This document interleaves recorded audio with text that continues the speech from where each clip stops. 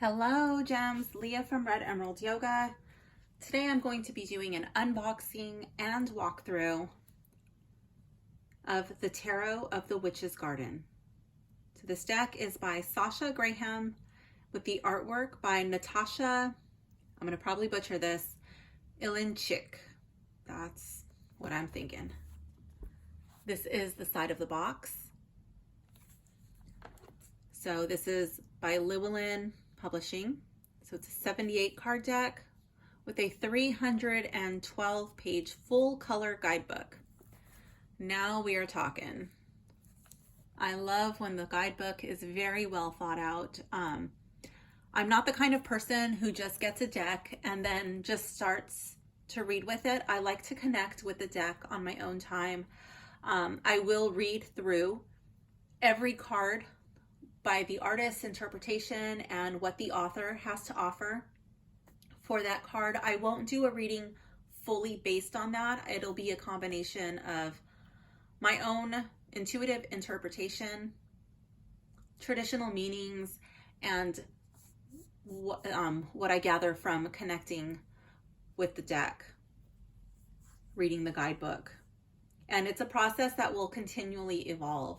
So I like when it's really well thought out and there's a lot of information given. So on the back, this says, cultivating personal intuition is as sublime as a summer landscape with this enchanting Rider-Waite-Smith-style deck. Natasa Ilincic's delicate watercolor paintings decorate 78 exquisitely crafted cards with comforting cottagecore scenes to provide gentle respite from your busy modern world. Best-selling author Sasha Graham helps you navigate her lush landscape of symbolic imagery with her full-color companion book. Tarot of the Witch's Garden is your key to a secret sanctuary that will unlock the latent magic thriving inside of you. And there is a warning. It does say that it contains nudity. So if you are offended by nudity, please stop watching the video. This is not the deck for you. This is not a video that you would most likely enjoy. If that does not bother you, then please continue along with me. Okay, so let's get into this. Nudity does not bother me as long as it is done tastefully, in an artistic way. If it's like borderline pornographic, I'm really not interested. But I don't think that this deck will be like that. I have the feeling that this deck is going to be done in a tasteful manner, especially if it's kind of like the Rider-Waite-Smith. There's a little bit in there. Ooh, so we have a little bit of cornerware here.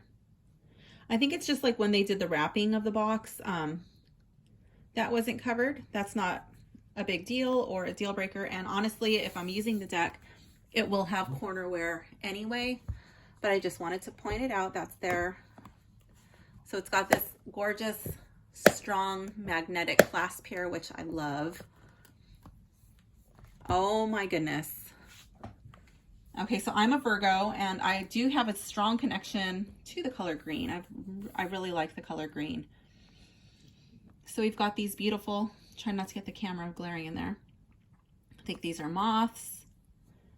And then pretty little botanical motif there.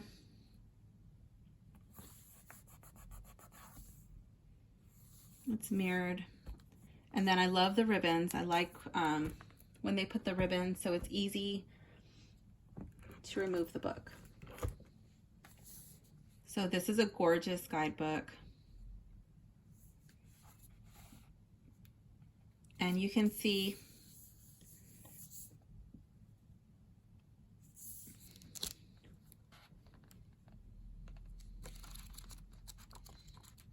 oh wow, this is gorgeous. Okay. That's the inside cover. So it says, everything is made out of magic. Leaves and trees, flowers and birds, badges and foxes and squirrels and people. So it must be all around us, in this garden, in all the places. Frances Hodgson Burnett, The Secret Garden. I love that book. I love the movie. All right, so let's see how this book is set up. It tells us about people who made this work possible. We've got the author and the artist.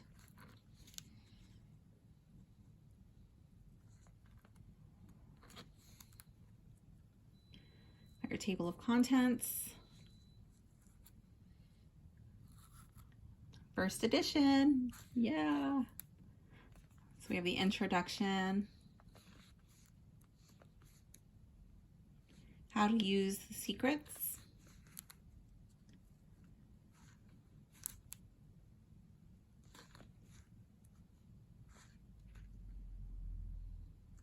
essentials, tarot grimoire, card handling and care. It's got some rituals.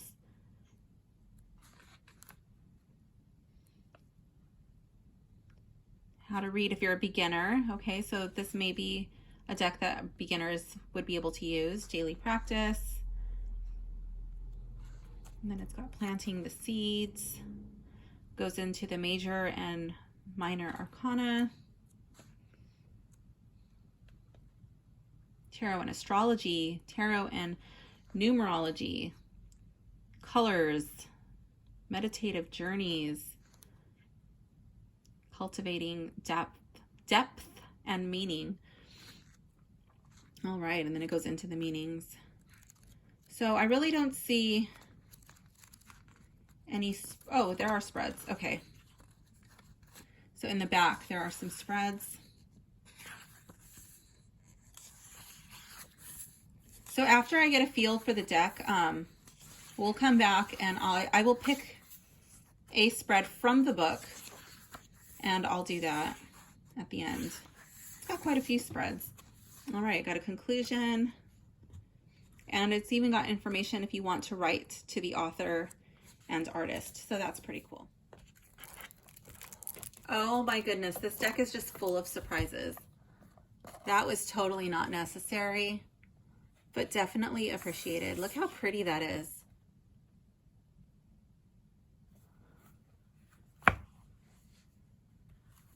I'm going to move this out of the way.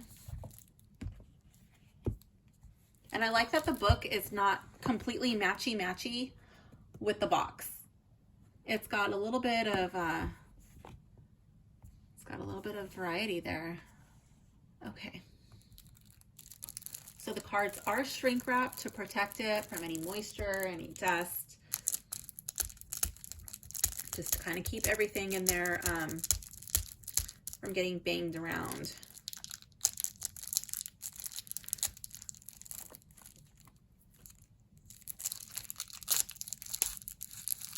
Ooh. It's so hard to open these. Let me see. I don't want to damage the cards.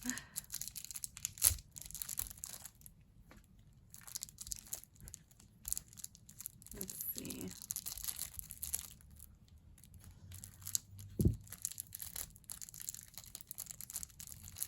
I wish they had one of those little pull strings, you know, like even if it's in the shrink wrap, like where you could just pull it and kind of like unzips it.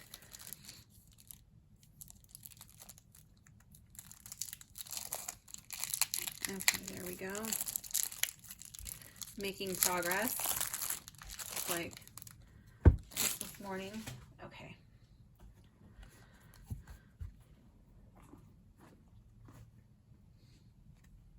All right, so these are the backs. It has like a woven linen finish, but it does have a gloss on the back. These cards really don't stick together at all. There's not, they're not grippy, they're not sticky. They feel really nice. Let's take a look at the cutting. The cutting is really good. The cutting is impressive. It's really clean.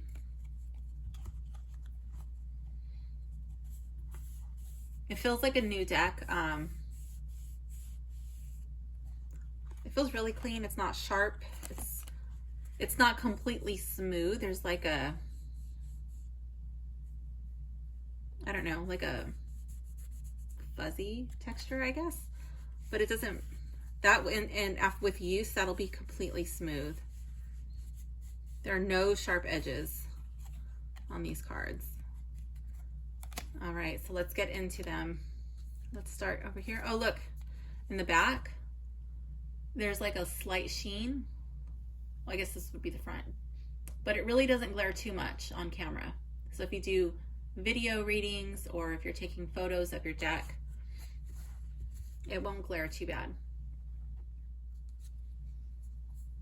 Okay, so they do have the names on the cards. So here we have the Fool. And the Fool is really elf-like.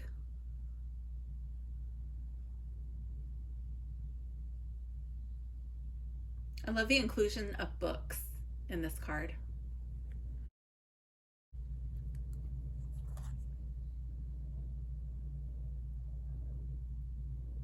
And the Magician, I'm really liking the fox and the cat. I guess I never really thought about it, but those are qualities that I do associate with the Magician. Now that I'm looking at it visually on the card, that makes a lot of sense to me.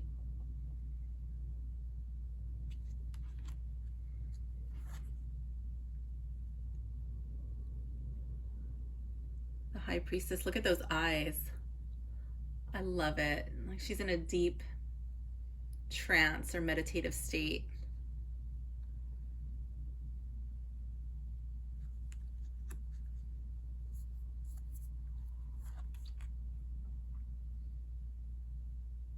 The Empress, obviously pregnant.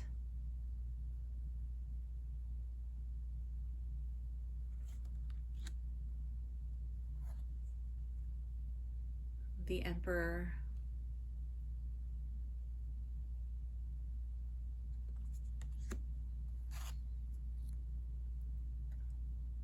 The Hierophant. Look at this Hierophant.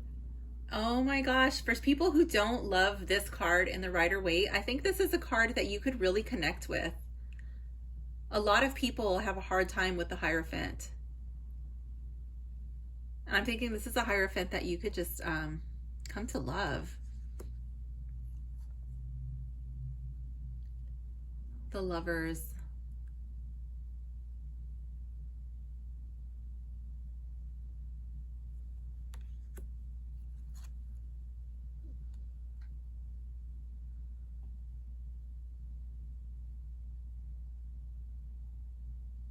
Check out that chariot. Is that Pan? I'm trying to like zoom in on my phone so I can see. Yeah. I'm really interested to see what the artist's inspirations were for this deck. Strength with the Bear.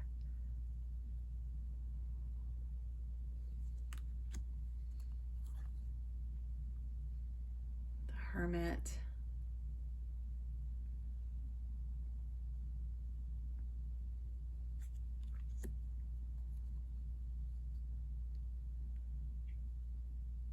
Justice.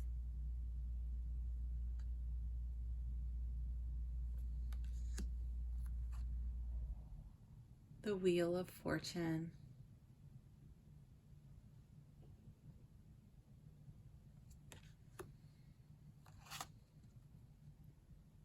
Hanged Woman.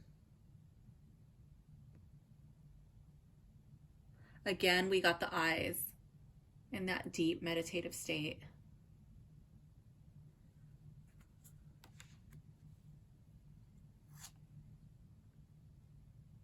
Check this out, the Death card. This isn't so scary. This little girl does not seem to be frightened by death.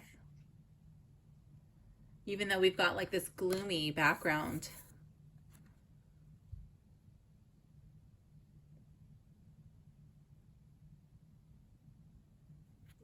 I'm really drawn to this person mourning. I think that this person is mourning her, but this is showing like she's okay.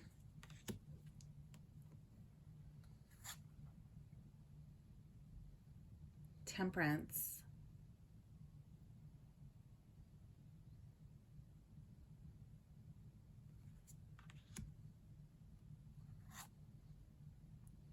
The Devil.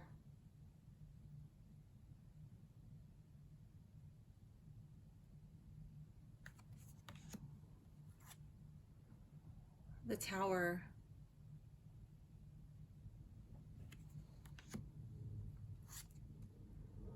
The Star.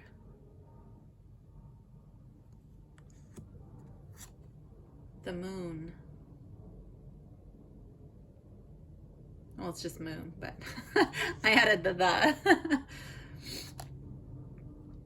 Sun.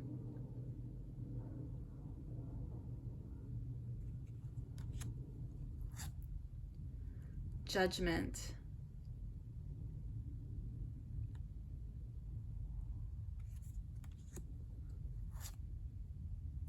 World. Instead of the world, it's just world.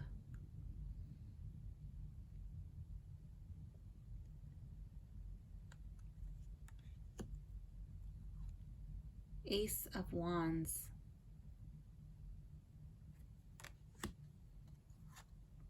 Two of Wands.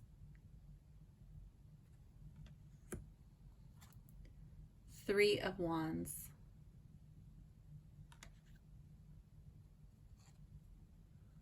Four of Wands.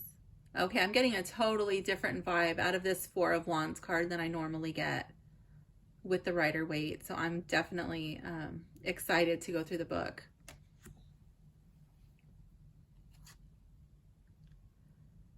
Five of Wands.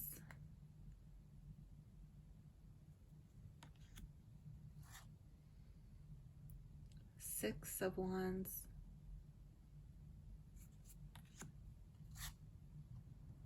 Seven of Wands.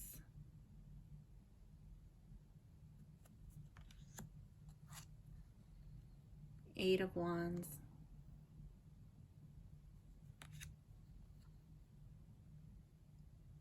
Nine of Wands.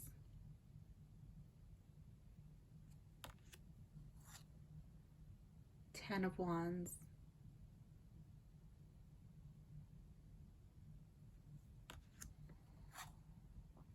Moving on to the cups. We're with the Ace, and I love the crow. Might be a raven. Not too sure, but for me, it's going to be a crow. I got my buddy Crow Dude from the beach, and I love it. Two of Cups.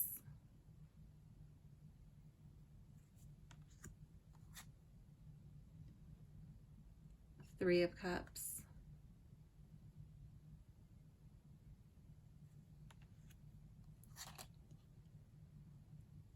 Four of Cups.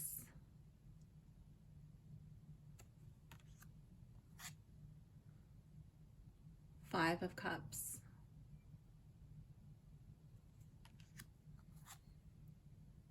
Six of Cups.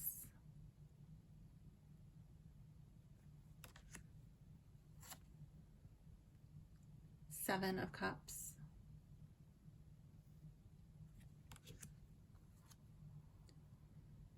Eight of Cups.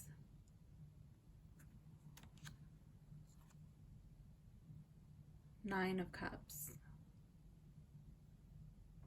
So there is some nudity here, but she's completely covered. So it really doesn't show anything. 10 of Cups.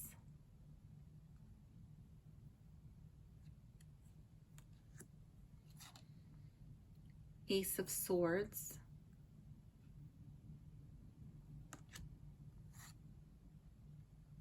Two of Swords.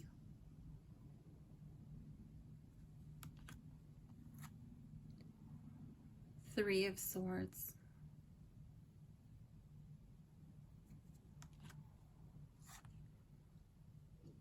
Four of Swords.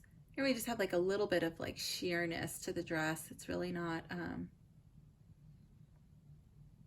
it's not too exposing. Five of Swords.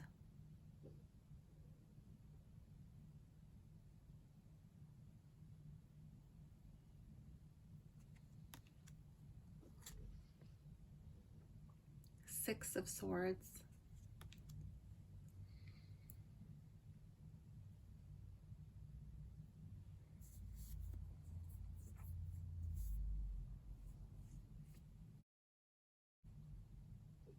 Seven of Swords.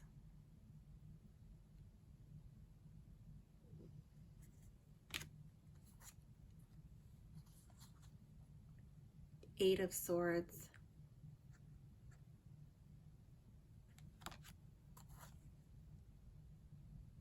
Nine of Swords.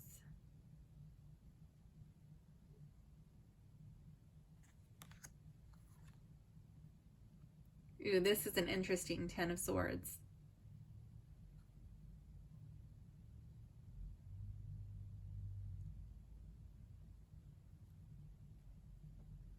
Instead of them being in her back, they're in her front. Did she put them there? Is she removing them? What is going on? This is going to open up so much more depth and different possibilities to readings. Ace of Pentacles. And I love how the spider almost looks like she has a pendulum in her hand.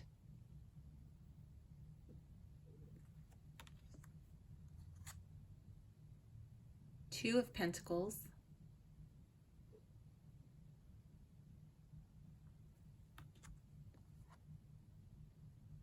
Three of Pentacles.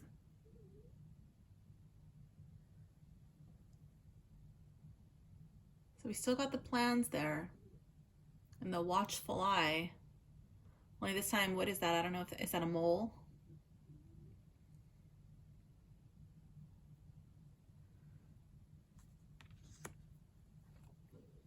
Four of Pentacles.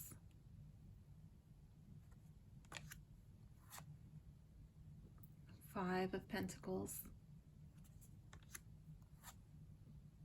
Six of Pentacles.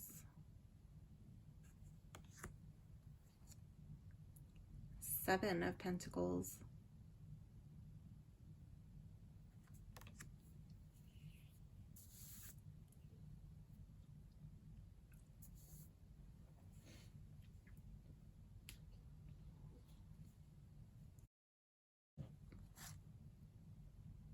Eight of Pentacles.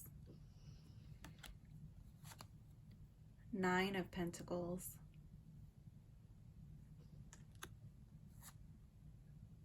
Ten of Pentacles. Page of Wands. Knight of Wands. And this knight appears to be female, as does the page. Queen of Wands.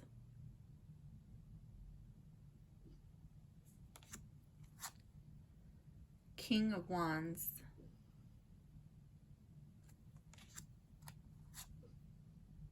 Page of Cups. Knight of Cups. Queen of Cups. King of Cups. Page of Swords. Knight of Swords. Queen of Swords. King of Swords.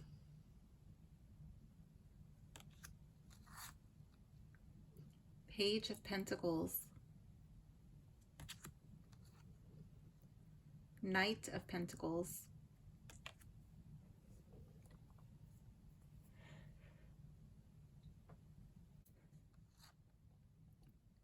Queen of Pentacles. So we do have some nudity here, but again, it's done tastefully and nothing is exposed.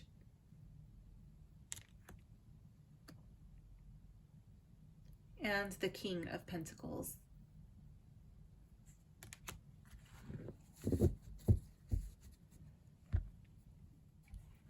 Okay, so let's see how this deck shuffles.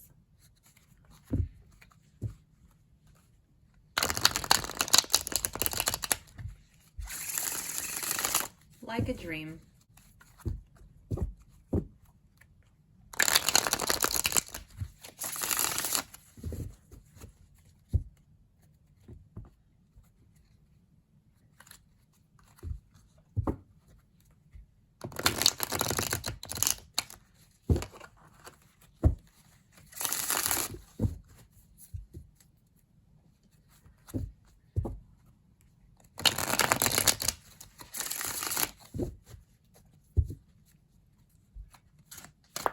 So I am a person who has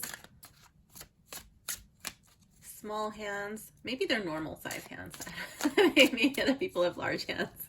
But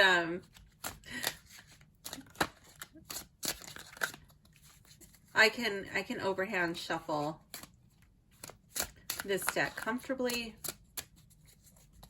For overhand shuffling, they kind of grip a little bit. But like when you're moving them around, they don't seem to grip. So I don't know what's up with that. But I could do it either way. This way, the cards are not extremely thick. That being said, I would not consider them to be too thin. I do like the cardstock. I like the coating.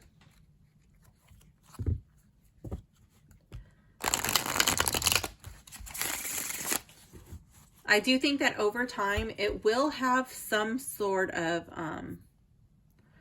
edge wear with like heavy use, but I think that that will add to the charm of this deck. At least it will for me. And I'm a person who really likes to take good care of my cards, and including the boxes, but I don't think that that will bother me at all as these cards become worn in. I think that I'm really going to connect with this deck. I love the imagery. I love how they show people of different ethnicities. They show, they have little surprises like females as the pages and the knights, the hanged woman, things like that. And I just really love all the colors. I love the imagery. There was not a single card that stuck out to me that I was like, the deck is nice, but I don't like that card. I really like all of the cards. And then I like how they're themed. Like some of the cards are very earthy, like the pentacles, you know, those are normally related to the earth. And the water cards are really, they're really watery. The swords are really airy. I just think that there's like this ethereal look to them. The fiery, like there's no doubt about it. Like this is connected with the fire. So I think it'll be really easy for somebody who's new to tarot to make that connection.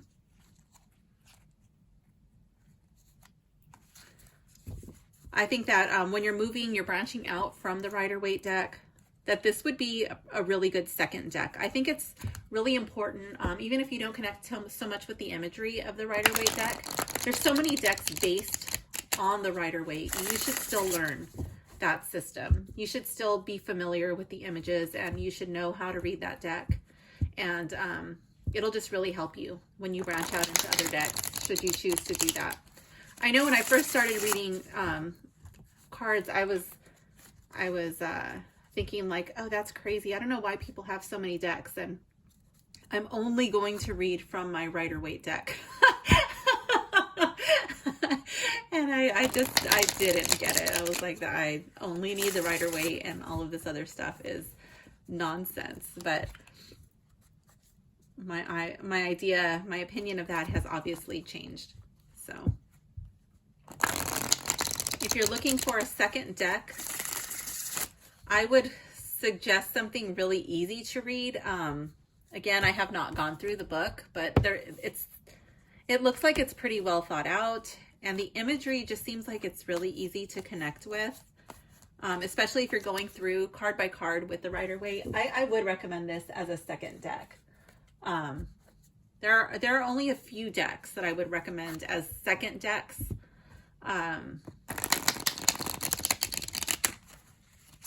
I think that either of Bridget Esselmont's decks, the Biddy, what is it, Everyday Tarot, and the Biddy Tarot deck, those are great second decks. But if you're looking for something that's a little bit more vivid, that's more colorful, that's rich, really detail oriented, then I would have to say this one would be a great second deck. If you're not looking for something really muted and more simple. If you want color, if you want richness, if you want your characters to really come alive and jump off the page, check this deck out for sure. All right, I'm going to give this a little bit more shuffle. I'm going to do this off camera so I don't have you sitting here waiting for me to finish shuffling. And then we're going to get into a reading from the book. Okay, I'm back. This deck is well shuffled. Let's check out the back of this book and find a spread.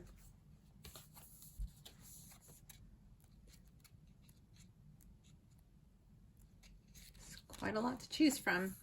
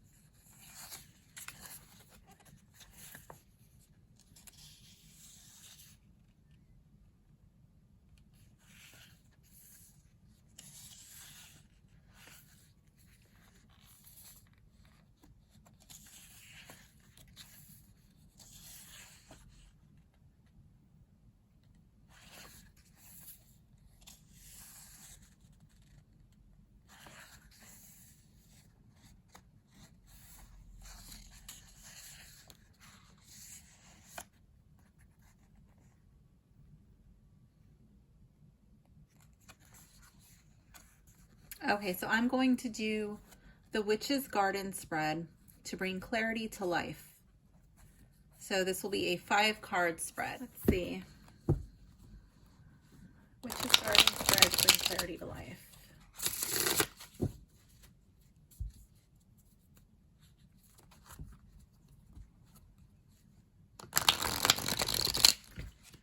The question I'm going to ask is, how can I find clarity in my life?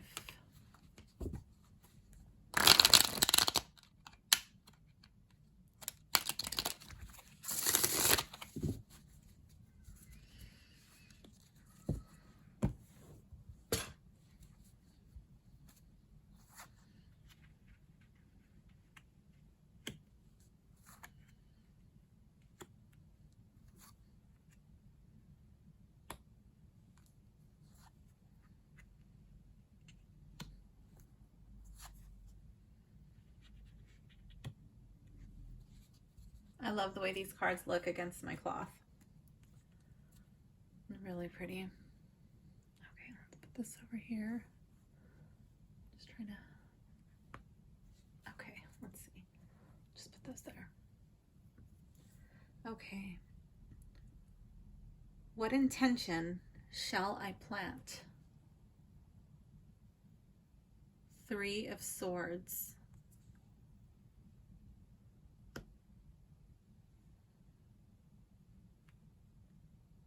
How can I cultivate inner magic? 6 of Cups.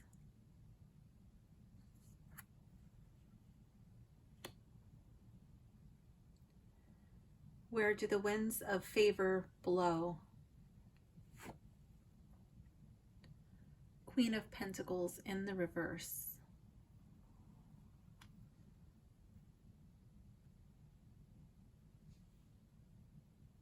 What weedy challenges appear?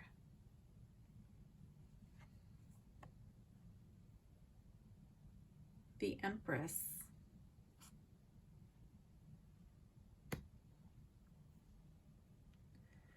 The unseen help aiding me. Four of Wands. This card really jumped out at me when I was doing the flip through.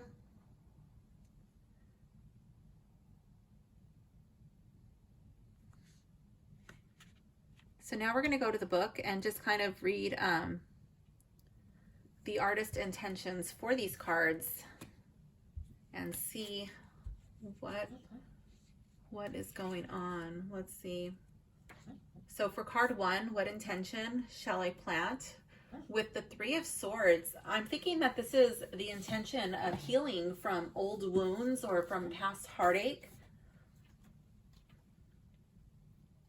Healing from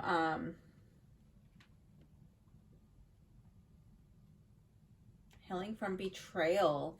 But let's see what the cards say in the book.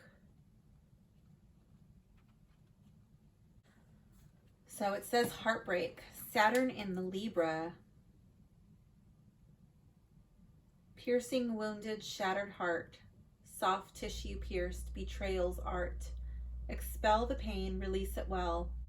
As it mends, the heart will swell.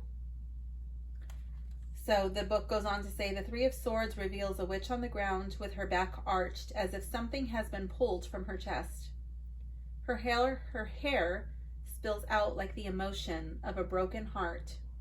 It is heartbreak, pain, and betrayal. Due to a love triangle, it is the pain of rejection, discovering the one you love does not love you back and has betrayed your trust. It is the card of grief, loss, and sadness. Look deeper to discover how the Three of Swords is a card of shamanistic healing. For venom to be removed, it must be sucked out. When disease is extracted, it leaves an empty hole. It is the card of heartbreak, but also the removal of what no longer serves the individual. Pain is lifted up and away by 3 precise swords of truth. Crows are shape-shifting messengers. Crows are shape-shifting messengers who bring healing. I did not even notice the crows in this card, and I was just telling you guys about how I have Crow Dude, and I really feel connected to that crow from the beach. He actually looks out for me, and I noticed crows everywhere now. And I was at the beach the other day, and I was walking down this trail going to my son's surf competition. I was taking a nap in the van, and I had to bring my son some clothes. And so I'm coming down this long trail, and I'm the only one on the road. And so it, you know, stuff happens. So I'm aware of my surroundings. I wasn't afraid, but I was just aware. And when I looked up, there was a crow, and he was looking at me, and he flew, and he sat on a wire. And I continued walking, and I took a picture of him, and then he flew a little bit more, and he landed on so he was here on the wire, and then he landed on a pole. And he continued watching me, and I kept walking, and then he landed on another pole, and he literally followed me until I had to get to where I was going. And I just kind of laughed, and I thought, oh wow, you know, I have my little protector. I got another crow dude here, and he'll totally peck out somebody's eyes if need be. But I thought that it was really cool, you know, that he followed me, and it was just really interesting. He made himself known, and he just walked with me along the path, letting me know I wasn't alone. So it says, rose hips are the fruit of a rose bush and associated with love, healing, and psychic power. So rose hips, so there's some rose hips here. These little buds, I guess those are rose hips.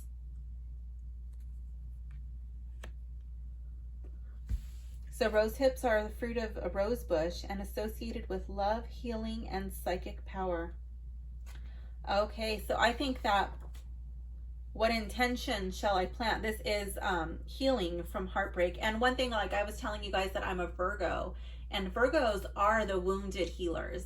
The symbol of Virgo, it's like this little M, and then it has a scorpion tail. And instead of lashing out like Scorpio and stinging others when wounded, Virgo's tail curves in, you know, and we tend to be like our own worst critics, and we're hard on ourselves, and we're critical. we sometimes overcritical of ourselves. And but we use our pain, and we use our pain to help others. So I think that this card is really accurate for what intention shall I plant. Healing from old wounds and using that pain to heal others. Card 2, how can I cultivate inner magic? And here we have the 6 of Cups.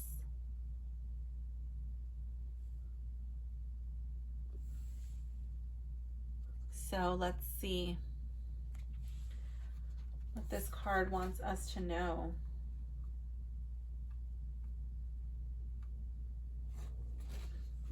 So this card says Sun in Scorpio. Fairy favors Cups delight between the fairies who rest from flight. Tucked beneath a garden den, sweet remembrance warms the fen.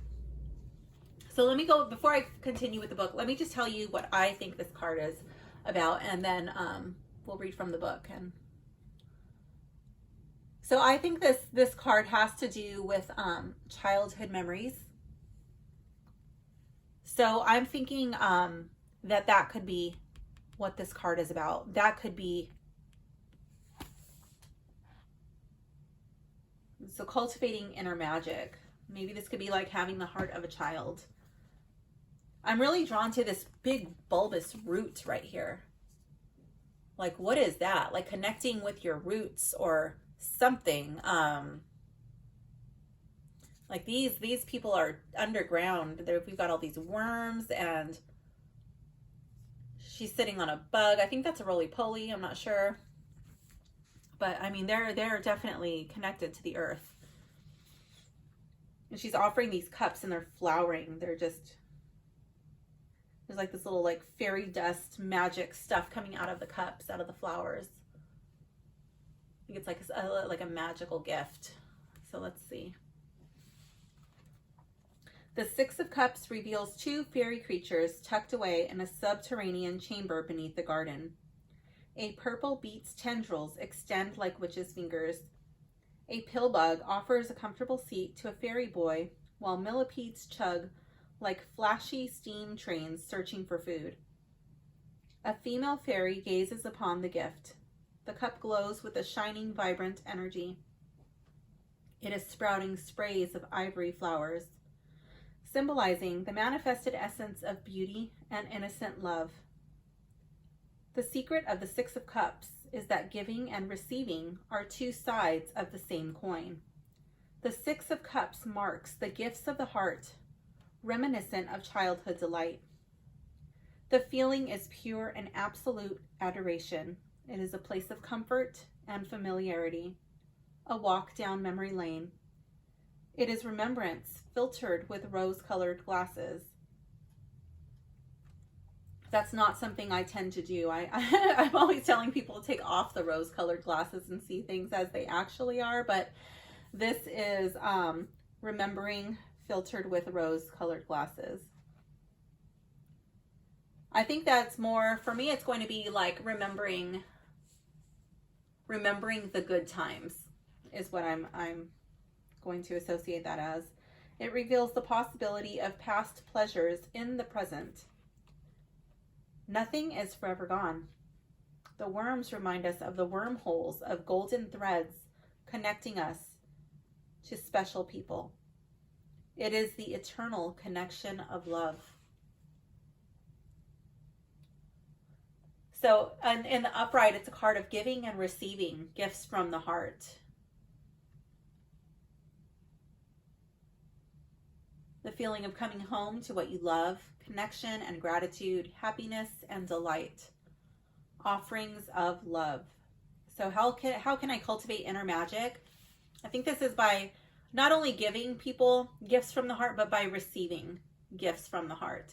And that is something I do. I never intended to have a collection of rocks. Like I have this rock here. This is my paperweight. I have quite a few rocks on my table. I have rocks outside. I have rocks in my living room. I have a jar filled with rocks. I have painted rocks. I could go on. I'm going to stop. Anyways, you get the point. I never intended to have a rock collection. It all started with one child on a baseball field who was really happy. He loved the yoga that I had done with him, and he paid me with a rock that he found on the baseball field. And I thought that was the sweetest thing, and he asked if I would keep it. So of course I started crying and I told him yes. And so ever since then I've collected every rock, and it all started out with children, with every rock that the children would give me. And I'm over here crying right now. I'm a big boohoo person. So yeah, I started out taking these rocks, and then my son started giving me rocks, and then people knew that I was a rock collector, and adults started giving me rocks too. So now I have an abundance of rocks. So yes, gifts from the heart. I love it. I totally love it. Where do the winds of favor blow? All right, let's see. Where do the winds of favor blow? This card is really interesting. Queen of Pentacles in the reverse. All right, what are you wanting to tell me? Where do the winds of favor blow? I think this card is like helping people reconnect, helping people become grounded, helping people see the beauty in life, helping people, I'm really drawn to the bunny, and that to me is like a symbol of fertility. So I'm just getting like my own, like what's coming to my mind, and then I'm going to go to the book. To find a way to manifest their own abundance, what makes them happy, and to be to make their lives rich and fertile, like to grow what it is that they truly want in their life. I'm going to scoot these down just a little bit because I feel like it's kind of off balance. It's bothering me a little bit. Okay.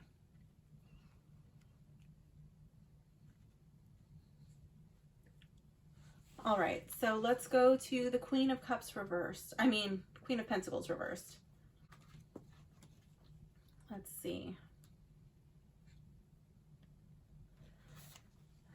This card says Cultivator. Capricorn fixed earth. Goddess of earthly power rules. She protects nature's precious jewels. Fertility's marked by a hair. Something new will soon be there. The Queen of Pentacles marks physical expression in every sense.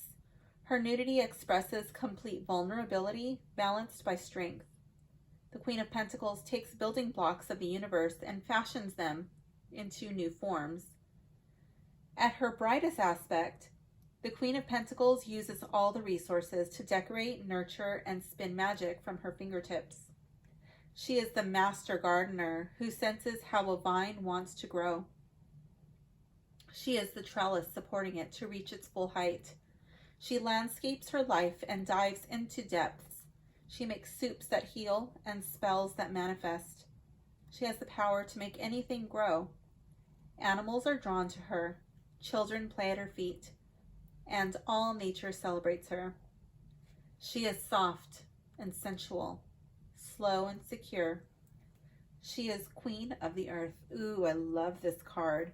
And one thing I didn't notice until right now when I was looking at the book was that these little sprays, these branches, they're actually growing out of her clavicle. They're a part of her. And the branches here, they're like these little stems. They're coming out of her hand, out of her wrist. So gorgeous. Let me see if you can see that on the card. When I first looked at it, I thought that it was like an adornment that she was wearing, but she's not wearing it. It's a part of her. Okay, so it says in the reversed, it says, let me see. Being obsessive about the house and home, creating problems where there are none, attempting to control the natural order and flow. So where do the winds of favor blow? So I think this would be taking care to not become obsessive about house and home, to take care not to create problems where there are none, attempting to control the natural order and flow. So don't try to control the natural order and flow. To write the reversal, ask, how can I invoke beauty? Okay, but if my intention is to heal from old wounds and cultivating magic with this Six of Cups card, I'm thinking, yeah, I have been a little bit obsessive about the house. I've been reorganizing the kitchen and the living room. And then last weekend, I took the weekend off and I just completely let all of that go and relaxed at the beach. So perhaps this card speaks to my Virgo nature and just reminding me to not be too critical or too analytical of things, just kind of going with the flow and not obsessing, about little petty things like that movie. What is it? Sleeping with the Enemy. I remember when that movie came out when I was kind of young, and I remember my mom was in the living room and she was watching that movie with, I don't know, I think it was like one of her friends. I don't know. There were people in the living room. They were all my mom's age. And I remember everybody gasping at the part with the labels, all the labels were the same way, and they all freaked out. And they thought that was like really jarring. And I remember I was walking by and I was like, wow, they all look perfect. Like, to me, I was like, yeah, that looks really good. So I think that that's just a reminder, like the spice labels, like I don't need to have the spice labels all forward, even though it's really nice. I don't have to have the towels folded in a particular way. Things like that. Whatever, as long as they're folded and put away, it's fine. Okay, what's going on? What weedy challenges appear? The Empress. All right, so I see a book. I see some comfort and fruits like harvesting, and she's pregnant. And I'm noticing the pomegranate at the top of her scepter. And then she's got the little star crown. Let's see.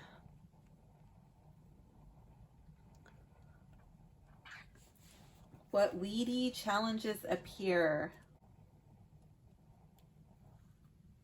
So this card says creativity, Venus, a mother's hand, a lover's lip, baby's coo, and grasp her hip. Creative love abounds for you. Place love inside of what you do. Golden morning light illuminates your room as dawn breaks. You wake to discover a pot of tea, toast, and raspberry jam have been set out for you. You wipe the last crumb from your chin and set out for a walk, feeling wide awake and inspired. It is the perfect day to explore the wild flower fields beyond the garden.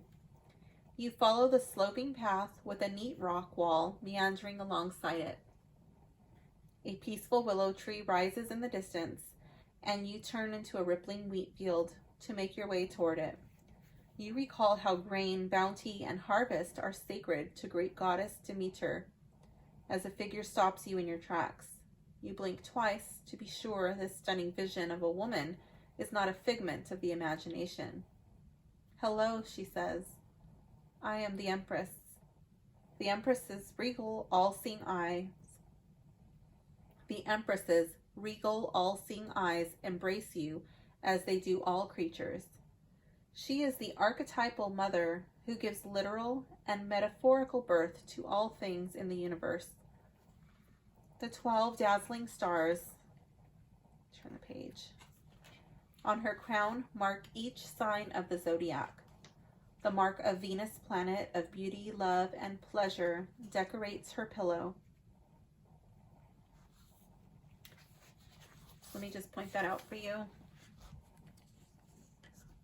It's right here with the little circle and the cross.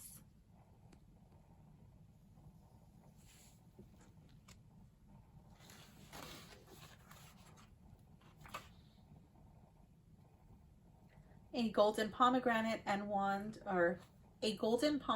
wand reflects fertility, as does the soft, round baby bump she protects beneath the folds of her cherry red gown.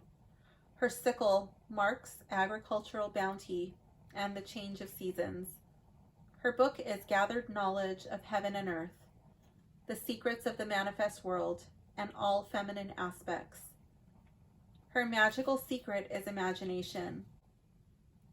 The Empress appears as an explosion of the creative impulse. The Empress marks desire, style, and sensuality. She reflects expressive gestures, innovation, action, and boundless developing energy. She reflects an individual's ability to give form and shape to what spouts in the mind's eye and nurture it into existence. So upright, this says abundance, mother, birthing waters, menstruation, compassion, creativity, nature, enthusiasm, initiative, art, harvest, and expansion. Okay, so let me go back to, where was it? Okay, here we go. What weedy challenges appear?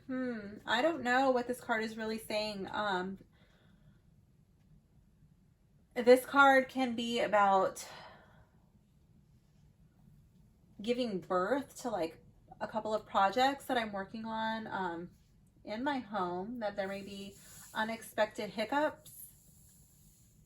This card can be speaking of how our family just decided that we were going to start hiking a particular trail again that we have not hiked in a couple of years. And prior to that, we had hiked it regularly, and it was one of our favorite trails. We loved it, but it was literally so overgrown yesterday. It was ridiculous. Like we seriously needed to go up that trail with a machete, and we took our dogs with us. We had to turn around and head back. It was so overgrown and just ridiculous. It was dangerous. I slipped and fell. I've never felt unsafe, or I've never fallen on that trail before. And I ate it really hard, and I was picking thorns and these little stickers out of my butt and my underwear for like a good 20 minutes on the way back down. It was so silly. I was wearing these capri leggings. If I had known it was going to be so overgrown, for one, we wouldn't have gone.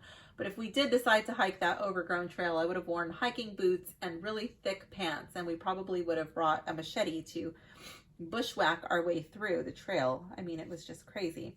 So that kind of makes me think about that. Like literal weeds with growth and harvest. It can also be, speaking of, I had ordered a large container of agave syrup, this raw organic or agave, and I had it on auto delivery. And so I was checking to see what the price was, because I still have some and I was going to cancel it. But it's like, you know what, let me just check the price. It's more than double. If I wanted to buy it today, the price would be more than double of what I paid the last time. And I thought, oh, well, the price on my auto ship was a lot cheaper than double. And so I was like, okay, I guess I'll just keep it. And so we were discussing that if it ends up staying at that price, the current price, that we're just not going to be able to order that anymore, because it's just crazy. It literally doubled, and it's just ridiculous. So maybe that could be it, like the cost of food rising so much. That's something that we were discussing. I'm really drawn to the bowl of fruit and the sickle. It could be like with what is happening currently, the current food situation. That is on my mind a lot. So that could be a weedy challenge that is appearing for me. And then the unseen help aiding me. It's really interesting that this is the card that came up in the unseen help. This card, Four of Wands, usually is like a happy, inviting card for me. And when I see this card, I see it like inviting, definitely inviting, but I'm not sure if it's an invitation that I want to take. I don't know if this is an invitation I want to accept. So let's see what this card says. Oh wait, I'm looking in Pentacles. I need Wands. Okay. Okay, Four of Wands. This says revelry. Venus and Aries. Summer parties, burning bright. Enchantment, laughter, sweet delight. Bells of balls are dancing round. Euphoric revelries now abound. This card kind of reminds me of the movie The Labyrinth, or I guess it's Labyrinth. That used to be my favorite movie when I was younger. And there's the part where she eats, I forget what she eats, but she eats a food, and she gets transported. She gets sidetracked by the ball, you know, the glass ball, and then she's in the ball, and there's the ball. It's a masquerade party, and everybody's, you know, it's meant to distract her, to keep her there so she runs out of time, and that's what this card reminds me of. So let's see if that ties in at all with my first impressions of that card. Summer celebrations erupt, and you are the guest of honor. Dancing flames leap as the potential into midsummer opens. The Four of Wands is a card of pleasure and achievement. Fires burn brighter when shared with community. Ripe fruits of success are savored. Four equivalent wands mark stability in the four corners of the universe. Two birds lift passion's ribbon together in blissful union by binding the solar energy of the sunflower garland. A bonfire radiates flames of passion as the celebratory center point. Revelers gather like moths to the flame of brilliance. And you know what happens when moths come to the flame? It marks a meeting place, gathering like moths to a flame. Okay, that's repeating it twice. I know this is supposed to sound inviting, but to me it still sounds like a warning. The Four of Wands appears when there is reason to celebrate. It harkens birthdays, weddings, graduations, all ceremonies and gatherings. Individuals are brought together. Early harvest is reaped and shared with the community. On the deepest level, the number 4 binds elemental fire with security and foundation. It is profound success and activity with work and career that has borne results. Mark this moment. The secret of the Four of Wands is the sustainability of foundational fire. Passion, energy, and virility are blazing. Now, upright, this card is supposed to represent gatherings close to family and friends, endless evenings, wild dancing, and delight, sustaining the real-world results of passion projects, stopping along the way to enjoy the journey. Okay. This card isn't in the reverse, but I'm going to read it anyways because it's hilarious. It says, when this card is reversed, it says, ruining a good time. And I'm really laughing at the next suggestion. It says, yucking another's yum. I don't know why that's so funny to me, but I'm going to probably use that from now on. Don't yuck my yum. It talks about refusing to join the fun, poisonous attitude, and treachery. Okay, so yeah, it's not in the reverse, but I just thought that was really funny. Okay, so the unseen help aiding me. I think that this card is suggesting, I'm really drawn to the sunflowers, and to me that's like a symbol of friendship. I feel like, and that's something that we do at the beach all the time. We have bonfires, and all of the friends are around the bonfire, and we're, talking and laughing. Some are drinking, and everybody's eating. It's really fun. And then it talks about, where was it? Long days. It says something about that. Let me see.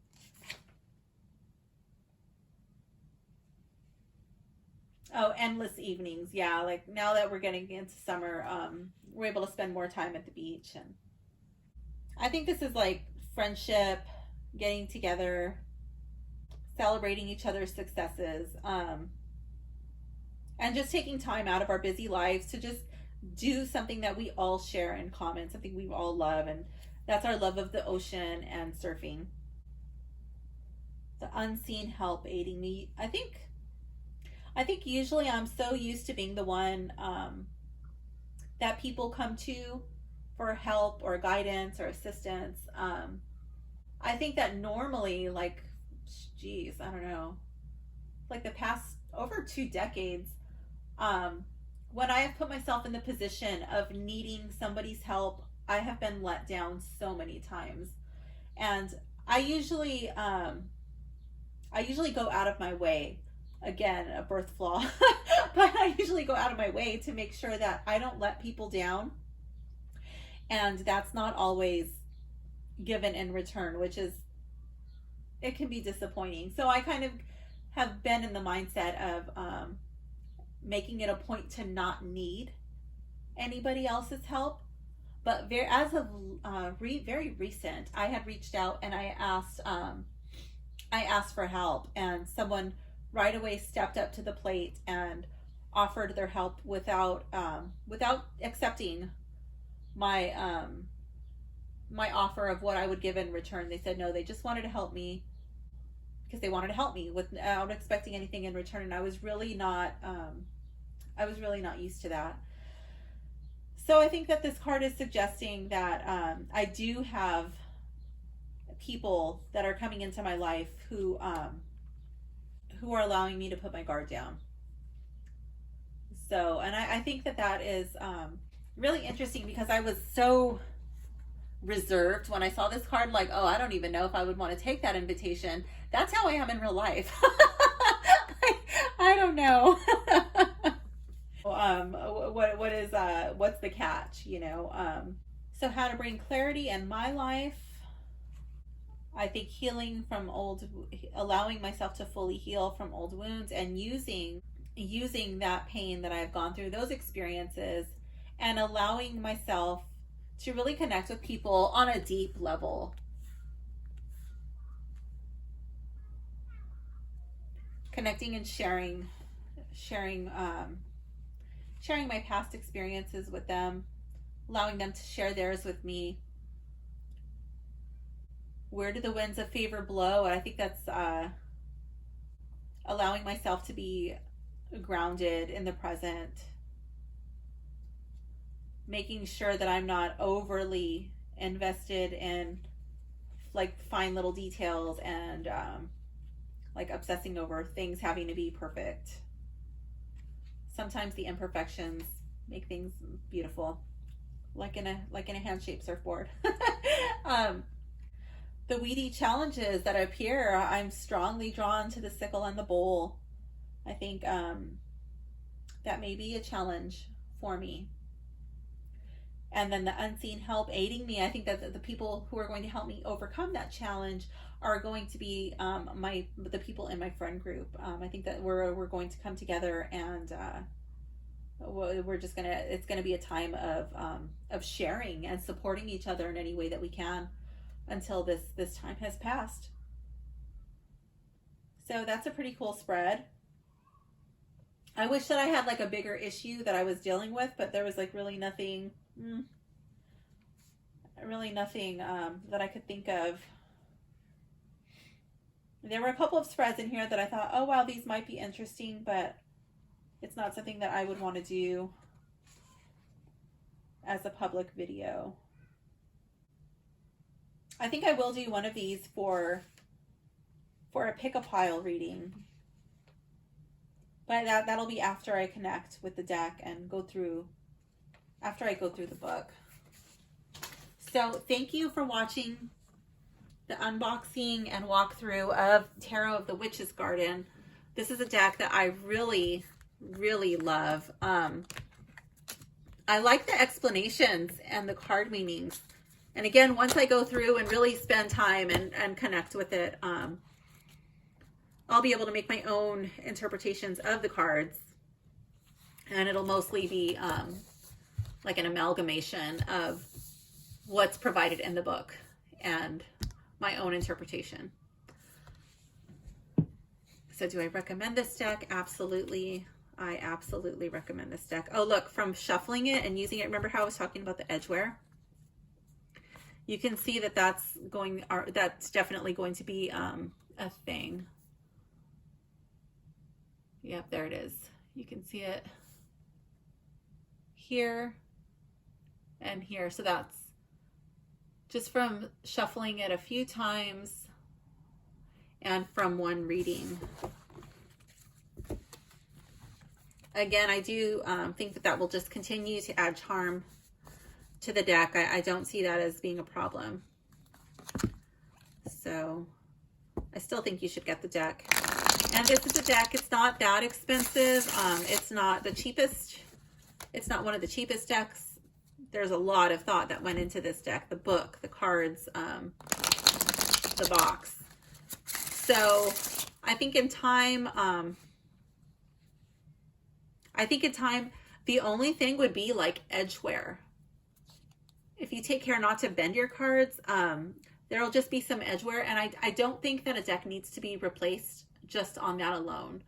I think the cardstock is pretty similar. I'm going to go get it. I think it's pretty similar to the Rider-Waite deck. Hold on. I'm going to go get that. Okay, I'm back. So yeah, the thickness, it's not like one of those really thick tarot cards where it's almost like an oracle card. It feels like the Rider-Waite card, and it's actually a different size. It's slightly wider, just a little bit, and it's a little bit shorter. So I just want to say that my Rider-Waite deck felt like this when I first got it. It was really easy to shuffle. And as you can tell, let me just show you. The edge of my cards is no longer white. You can tell that it's a little dirty. It's got oils and probably skin on there. I do take this deck with me to the beach. When I go like this, I mean, it's used, you know. There is some of that like minor edgeware, but I just think it adds to the appeal. I think it's like it gets better with age, and it gives it just a more used vibe. So that doesn't bother me. And this is my most comfortable deck to shuffle because it's so worn in, and it just feels really good in the hands. And I feel like the same thing is going to happen with this deck. So I'll leave a link below if you want to purchase. Definitely recommend it if you're looking for another deck, if you're looking for an earthy deck, if you're looking for something without so much like Judeo-Christian symbolism in it. That would be a deck for you. I know some people are really put off by that. I'm not one of them, but some people are. But I did want a very earthy deck.